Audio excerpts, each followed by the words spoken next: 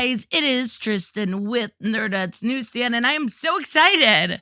We get to talk today finally about Born of Blood issue number 1. The digital perks are arriving, and I've gotten the go-ahead to kind of review it here. Now, there will be no spoilers, so don't worry. If you bought the book, then you don't have to worry about clicking away. Stay. Actually, you know what? Hit subscribe and leave me a comment down below while you're at it. Just got to put that in there. What I want to talk about is this beautiful book. Now, before I even go into it, I've got to be upfront and fair.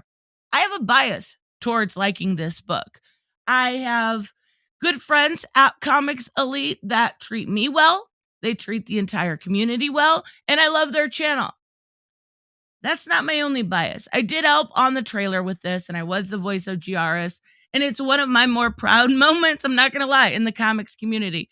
Being able to do something like that made me feel like I was some part of something bigger and accepted for a first time in a long time. So it was really, really great.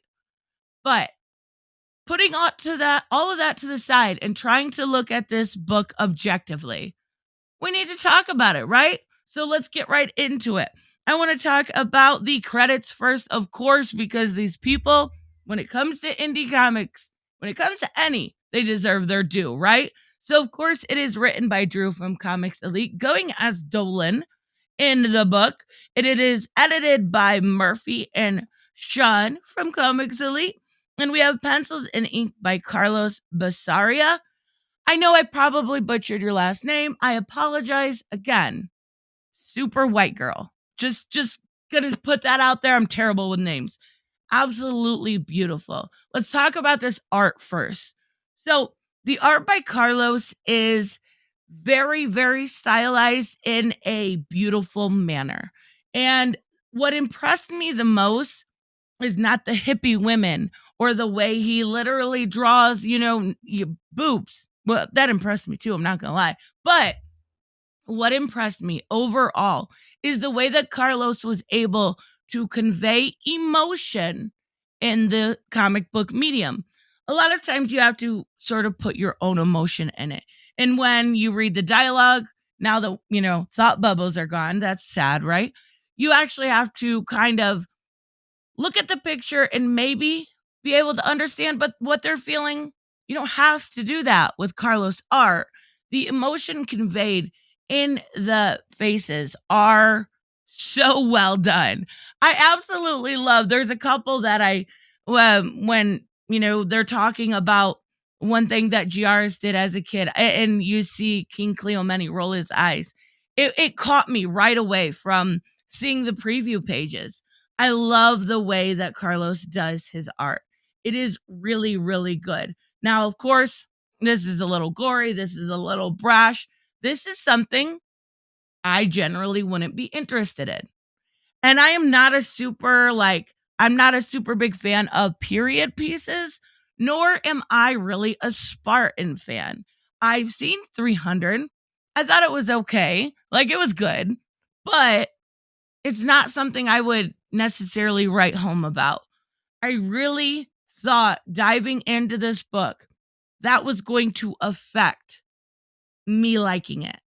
And the journey isn't even necessarily about the period it takes place in. It is. But the journey is more centered on Giaris, who she is as a person, what she overcomes, how her character develops from stage 1 to the final panel, and what we see her do. And I think it is pretty ballsy in this climate, this current political climate, to take a female character and be able to build her up more than what we see in some of the mainstream. Now, you guys know I'm a mainstream comic book fan, so I'm not putting them down. But what I'm saying is, go read Kate Bishop. Go read Phoenix Song Echo. These characters aren't built up over time. Even one comic, they're not built up at all. They are empowered immediately. That is not how this happens. And why I think it's pretty ballsy is because it's showing that you are confident in your craft. And if you're confident in your craft, you're going to be able to pull it off, right? At least the majority of the time. And it's going to show through. And that confidence shows through within the writing. And we actually get a pretty simple journey. Pretty simple. But it's the journey that you go on that makes it so substantial. We see Giaris. We see her grow up. We see her turn 18 and basically get thrown into the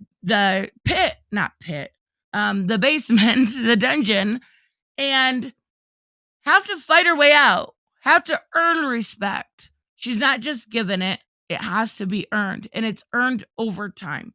So basically what we see is her fighting over and over and over again, her male counterpart. And to a point where we see her able to overcome him. But I love the part where he says, after 6 months, I wasn't able to do this. After 10 months, I wasn't able to. But now I was finally able to, right? Like, so we see it's not just happening overnight. And I thought it was really good. And instead of necessarily Giaris using her brawn, right? Because she is little, she's muscular, but she's let's be fair, she's a girl, right? She's able to be a little bit more clever about it, right? With the sand. She's able to use her wit and what she's learned, combine them together, and able to overcome. And I really thought that was a smart way of going about it. Well, the rest of the story, I'm not going to give too much away. I promise. I just got to touch on it. I promise. Don't click away. The rest of the story, we see Cleomenes, the king. He is gone. And we see Giaris basically go to the people and say, no, we have to move forward. We have to attack this tribe, right? And they actually do. And this is as far as I'll go.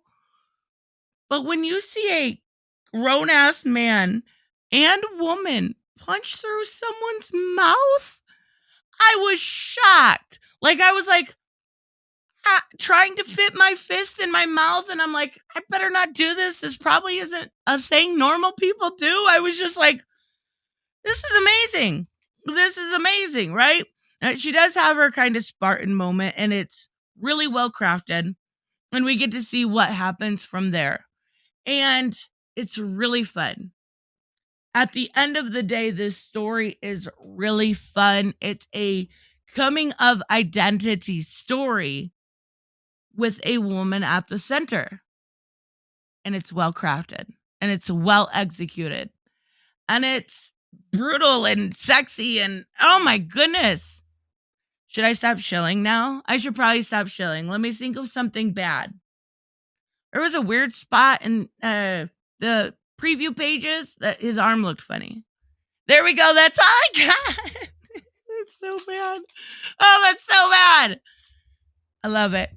Keep up the good work. I cannot wait for issue number 2. I will link Comics Elite in the description so you guys can check out their channel. But this is fun. This whole journey was fun. And I'm really proud to see the end result. Great job. Anyways, I will see you guys in the next one. Bye-bye. I'm